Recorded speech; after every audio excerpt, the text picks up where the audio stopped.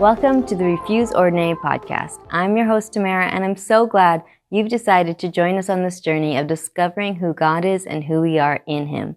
We are so excited to share with you today another class from our full-time School of Transformation. Today's topic is called Faith in Tough Circumstances, taught by Stefanie Mumby. We hope this class will equip you in your walk with Jesus. So after George died, I was really, really angry, surprisingly, because I was convinced that Jesus had told me that he was going to live. Like one night in my hot tub, I was out there late at night looking at the stars and praying and crying and just doing kind of like, that was like my survival routine, right, through that season. And I felt like, if you know the story of Esther, where the king extends the scepter to her and says, okay, tell me what you want. And I felt in that moment, that night, that God had like extended the scepter to me and said, you can ask for anything you want and I'll give it to you. So I asked that George would live. And I felt like he said he would.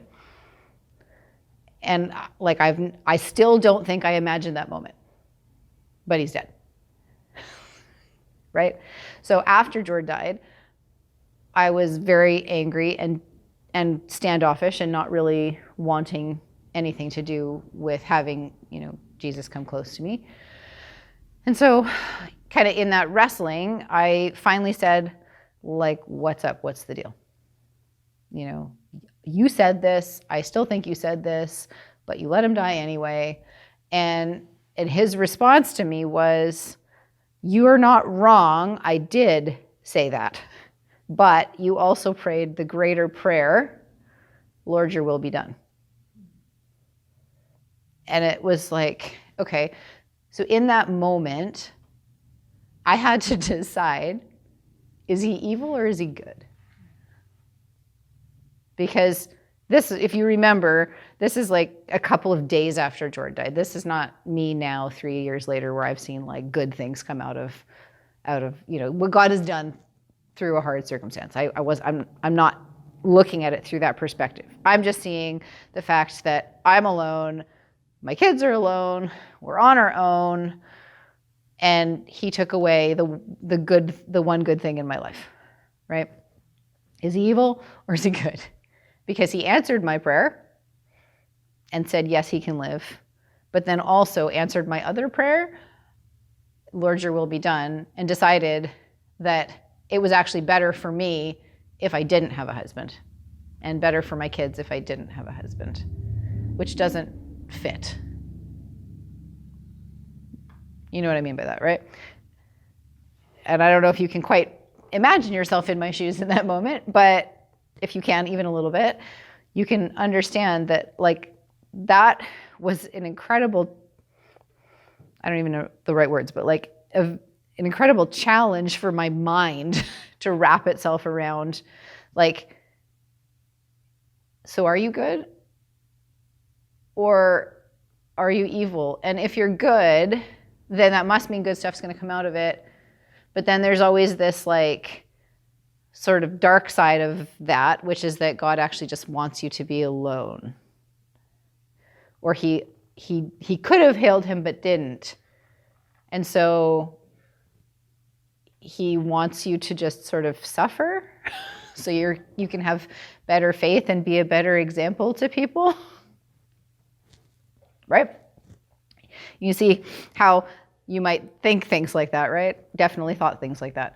And so I had to decide, I just had to decide, is it black or is it white? Because I can see the black side of the white and I can see the white side of the black, if that makes any sense, right? It's kind of the same coin. So, okay, so he's going to use my circumstance for his glory and do things through it and, blah, blah, blah.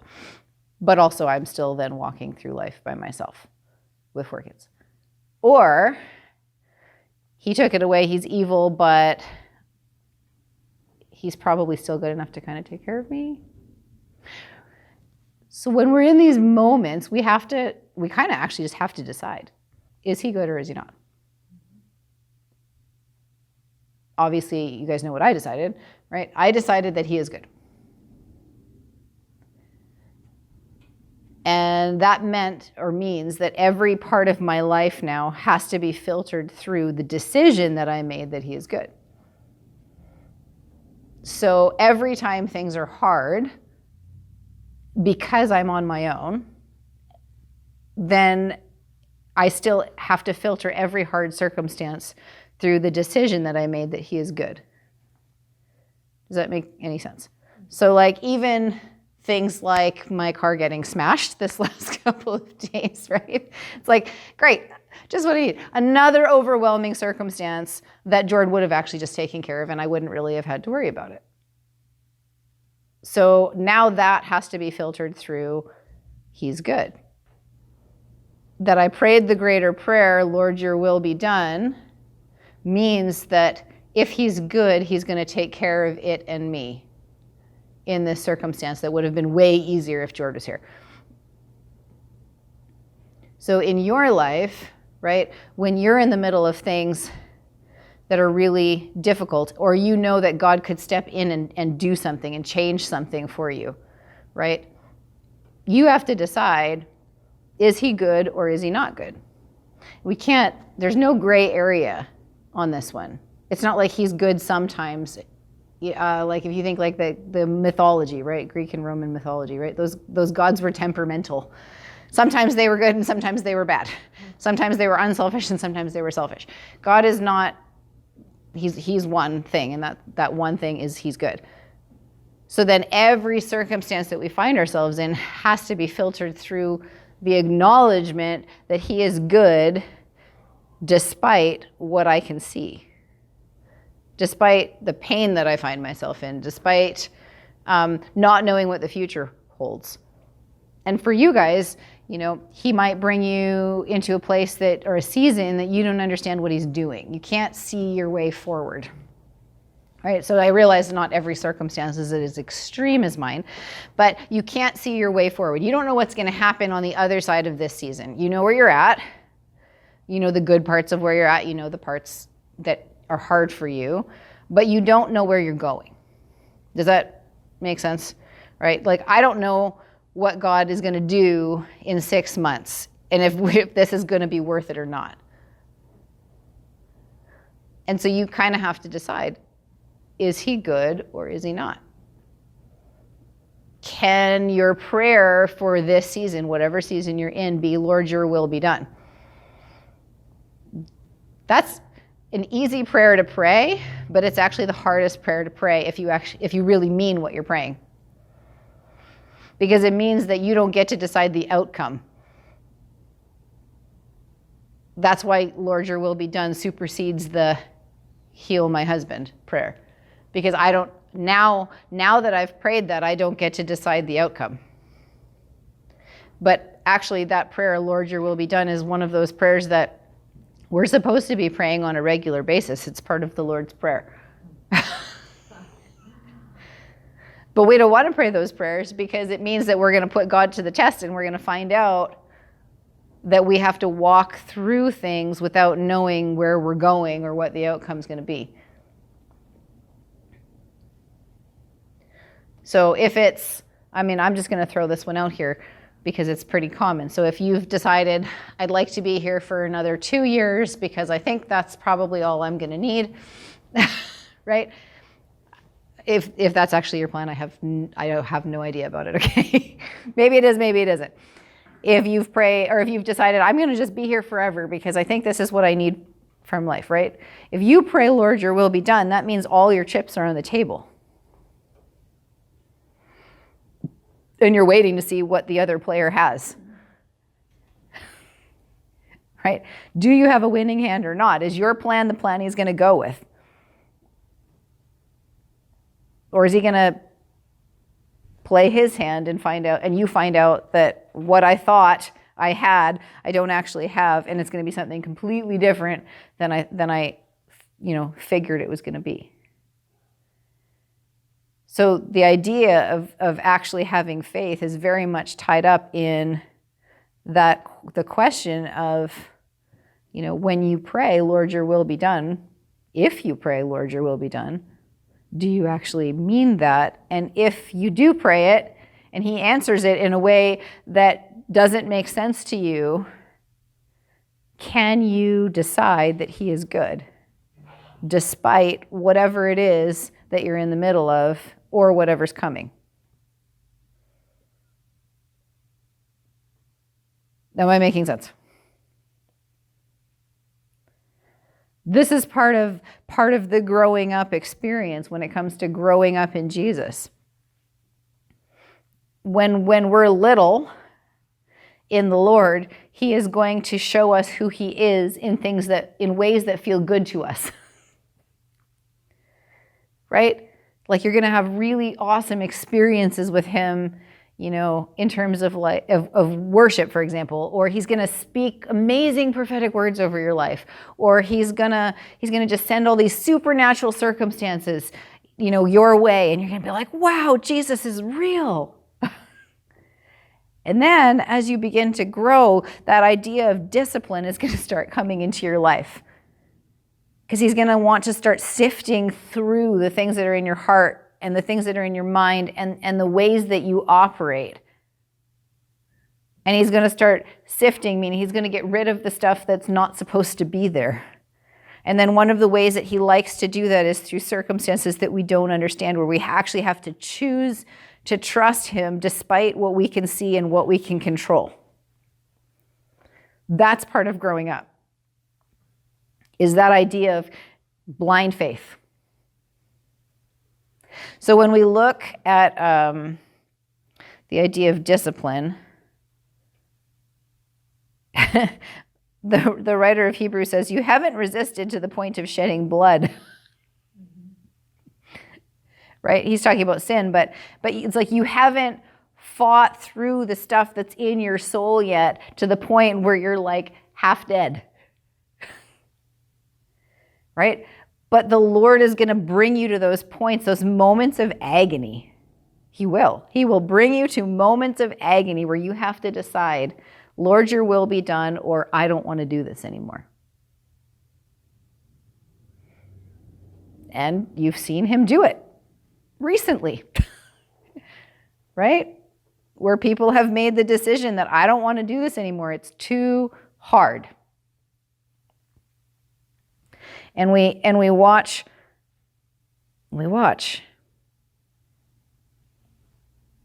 But we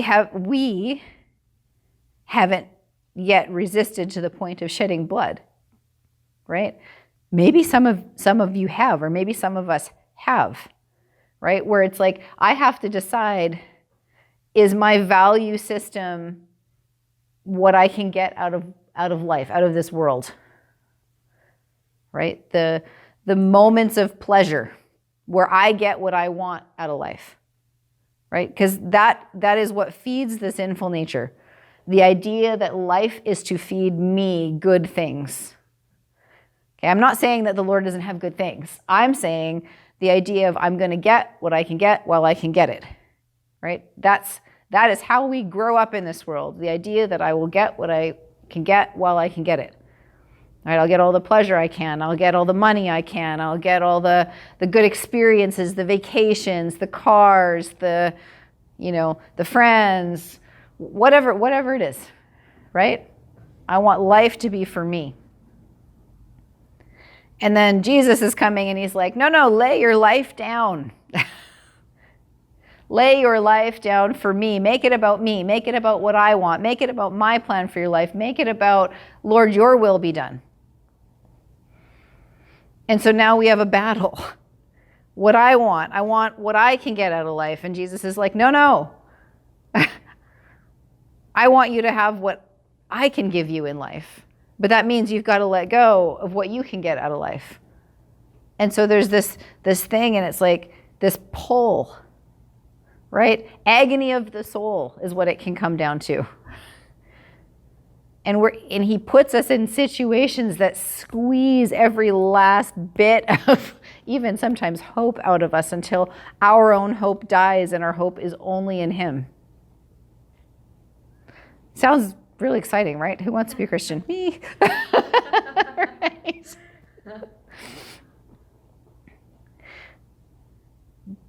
But that's part of what it takes to become mature. And it's not that every circumstance comes to this point, but there are going to come points where he's like, listen, this comforting behavior you have, or this comforting thought process you have, or this mode of operation that you have that makes you feel better based on what you can control.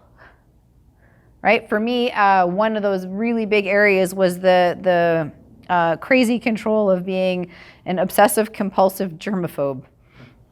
Luke walked me through a lot of that inner healing, and he knows, how many years and how many horrible circumstances and how my marriage and my family almost fell apart because I was so controlling out of fear.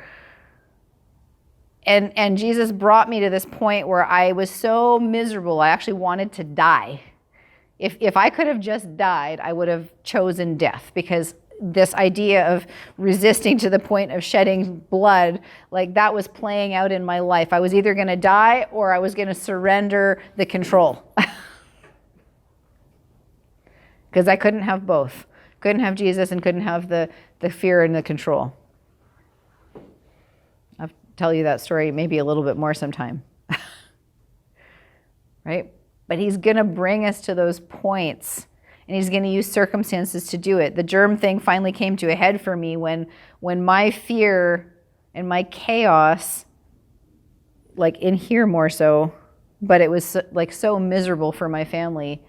And then Jace got really sick, and I couldn't control it. And I tried everything I could to control it, and he got what he got from me. And it was just like, I couldn't have been more miserable until finally I just broke. And it was die or surrender. Right? And we all have those areas of like, I don't want Jesus to control this area. My bottom line in all of that was, I don't want Jesus to protect my family. I want to protect my family. And mostly it came from the fact that he didn't protect the baby that I'd had a miscarriage like earlier. And so I was just thinking, like, he doesn't protect my kids, clearly, right? Not super conscious thought, but he doesn't protect my kids, so I'm going to protect my kids. And that just eventually like worked itself into this whole way of operating that had no trust. Right? And everything became an enemy, and everything became death looming around every corner. And definitely there was no trust. No, Lord, your will be done. Right? I will manage this, all of it.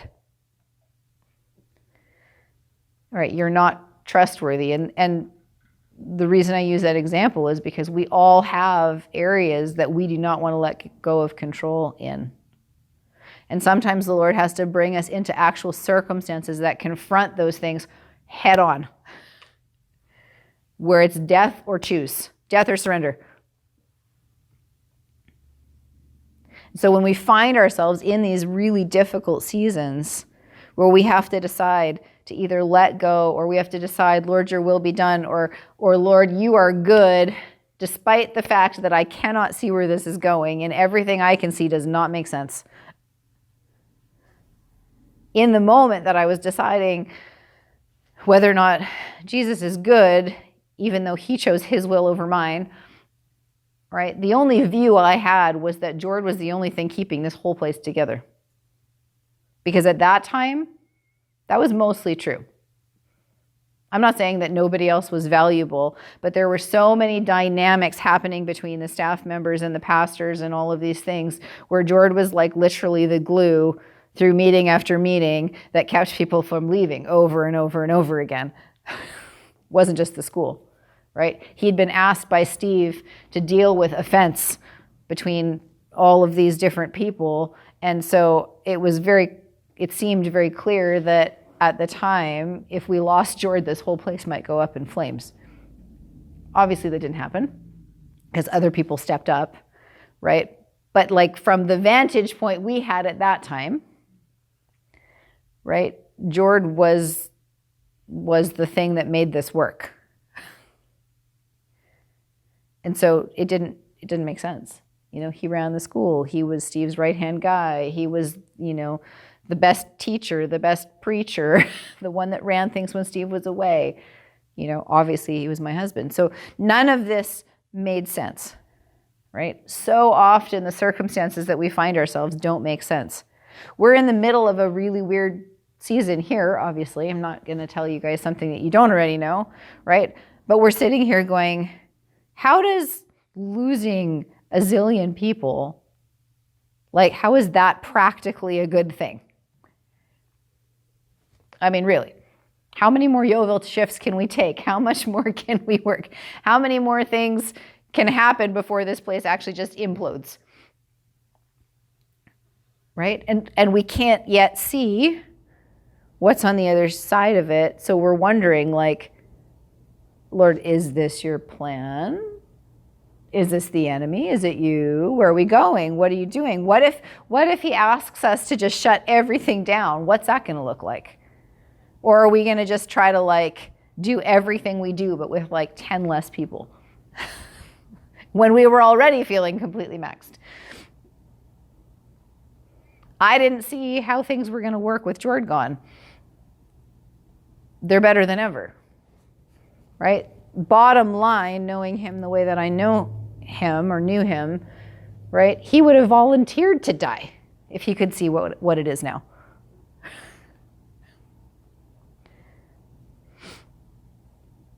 And I would volunteer to go through it again if I had to get where we are today, even with the craziness that's happening right now. Because this is totally worth it. And Jesus knew it was worth it. And I'm really, really thankful that I chose, Lord, your will be done. And I'm really thankful that I chose that God is good. Really thankful, right? But you're going to have these seasons too. You're going to have these decisions, these moments where you don't get a choice. You're in a circumstance that you cannot control, and you've just got to decide, is he good or not? Abraham went to sacrifice Isaac, right? Actually, no, let me back up on Abraham's story some more. Have I lost you guys? I know it's the end of the day. Okay. So first of all, God says to Abraham, I want you to go to a land that I will show you. Right? You guys know this story? So Abraham packs up his whole household, all his servants, all his animals, all of his stuff. And he was a wealthy guy, so he had a lot of stuff. Now they were a more nomadic people. So it's, the idea of leaving and being able to move wasn't impossible, but he didn't know where he was going. God just said, go. So Abraham goes, right? And we know some of that story, right? So Abraham starts to find out who God is through obedience, right? Not because he knows the end of the story, but because God says to him, I want you to go. You're just going to have to trust me. So he does, and later they have Isaac and they have Ishmael and all this stuff. And so we know the story about the angel, and we know the story about how long he had to wait for his promised son. And then God says to him, and now that you have this promised son, I want you to go up a mountain and sacrifice him to me. Right? That doesn't make sense either. And if you can stop for a half a second and really think through what that would actually be like, I don't think very many of us would do it. If I could choose, after Jordan, if I could have chosen, yes, I would like to go through this again, I would not have chosen it. Right? But having gone through some of the things that I've gone through now, I would choose it. And Abraham was kind of in the same boat, right? He had gone through enough with God up until that point that he had some inkling of who he was. And it was enough for him to be obedient and basically say, Lord, you're good. Your will be done. So he takes him up the mountain, obviously, and God provides a sacrifice, and Isaac doesn't die. And it says in Hebrews that Abraham's faith was perfected. His view of who God is was only perfected through trusting God in a circumstance that he didn't know the outcome of. in many ways, the only way we're ever really going to find out who God actually is by going through circumstances that we don't know the outcome of.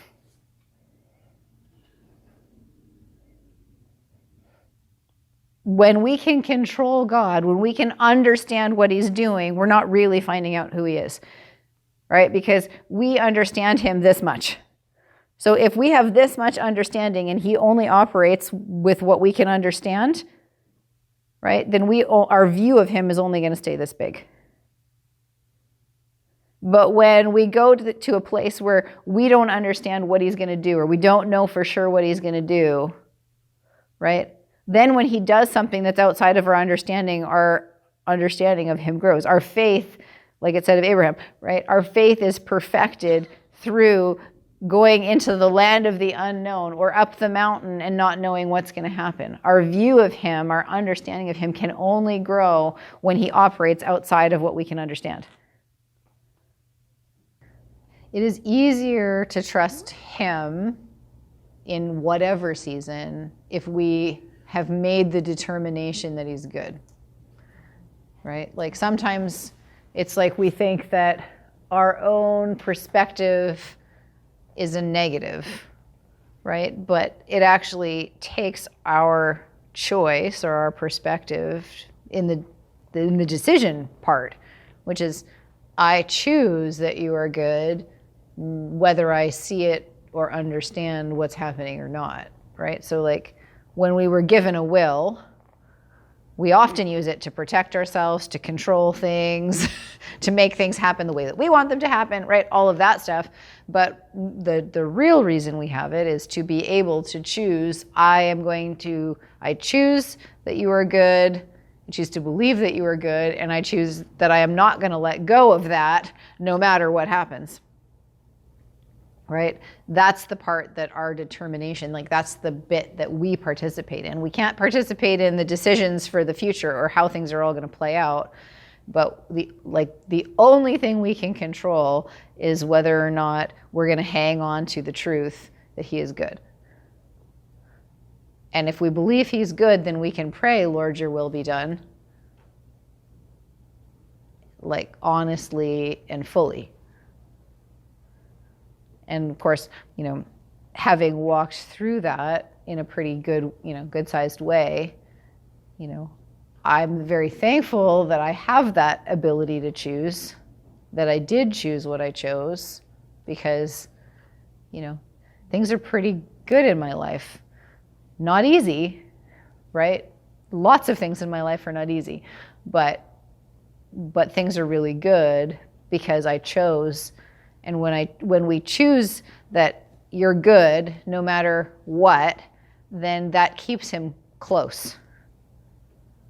So that, going back to what I started with in the teaching, right? That moment where everything kind of came to a head, like, I thought you said this. And his response was, right, you prayed, your will be done. So in the choosing of your good, I chose that I would rather have him close than understand or get to have a say in what I wanted, right? So like we want to punish God for not giving us what we want by keeping him far away, right? It's like, you didn't give me what I wanted when I wanted it. Now I don't want you, right? And that is very much the way that you're never going to succeed, obviously, right? But if we're willing to submit or surrender our own wishes, desires, and understanding, then he's going to be right there with us. And if he's right there with us, then we're going to be fine. And each one of us has a circumstance where, we're going to need him right there with us, because we're going to be called on to live things out that we don't want to do. Even if it's just working at the gym, right? On days where that is everything you don't want to do, the only way you're going to get through it is if Jesus is right there with you. The only way that it's actually going to be a good thing in your life is if Jesus is right there with you. And so if you're following him, then if your life is, Lord, your will be done, then being at the gym for now is part of that. So you're either going to be, you're going to let him be right there with you, and then we know it's going to turn out well, or get resentful and frustrated and go, I don't really want you because I don't want what you want for me. And so I'd rather kind of just push you away, right? I'm not saying that's what you're choosing. I'm just saying, all right, either we've got the God who's right there with us, or we're going to push him away because we don't like what he's bringing us into. And we get to choose all the time, every day, on the easy stuff and the hard stuff, So if Jesus is right there with you and your posture is, Lord, your will be done, I'm with you, whatever it is, then you'll get through that day. You'll forgive. You're not going to hang on to offense because Jesus is right there with you, challenging your heart. Thank you for listening to this episode of Refuse Ordinary. We hope you were encouraged, inspired, and even challenged to seek more of who God is and who you are in him. If you have any questions about the School of Transformation or would like to apply for our next semester, please go to transformationschool.org or send us an email at info@transformationschool.org. See you next time.